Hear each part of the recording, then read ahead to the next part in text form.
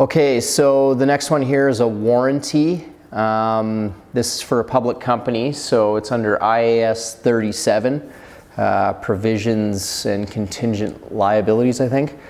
And again, first thing you want to do, assess the situation. Second thing here is you want to determine whether it's revenue or a provision. So there's two tests that you got to put it through to determine if it's revenue. And the first is you need to see if the warranty was sold separately from the particular good or service that the warranty is attached to. And the second item is you need to see if additional services or goods will be provided if that warranty is claimed. Now, if both those are met, then it should be defined as revenue. But if both of those are not met, the definition of provisions can now be looked into. So you next need to conclude on the treatment of that and make sure you get that in there because you'll get a C. Well, that'll get you to the C level if you have your conclusion in there.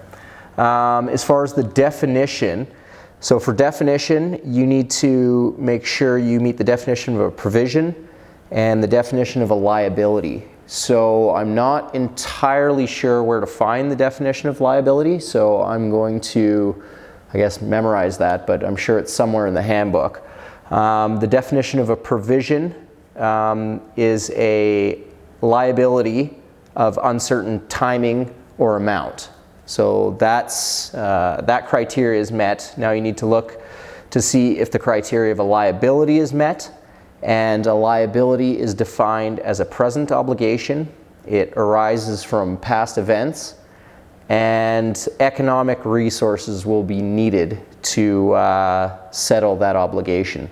So if all of those are met, and you want to make sure you state each one in order to get to the level of marks that you need, if all those are met, then you can look at the recognition. And recognition, that this is in the handbook under IAS 37. So you need to make sure it's a present obligation arising from past events. Second, it's a probable outflow.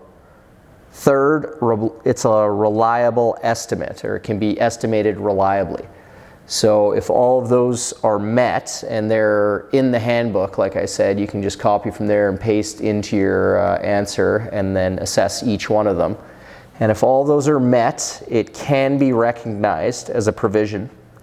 And then you can move on to do your journal entry. So one thing that I found kind of going through these, in recognizing the cost, you do your warranty cost less the expenses related to claims, and that'll be your debit and credit number. So your debit goes to the expense, and then you credit the provision, because that's a liability and you're increasing it. And then conclude and advise on how that's going to affect any overarching scenarios that the case may be asking for. So again, I apologize for my crappy writing here, but I hope the explanation was good enough. And also, if anybody has any tips to internalize this stuff better, definitely let me know, because any little thing is going to help right now. So thanks so much.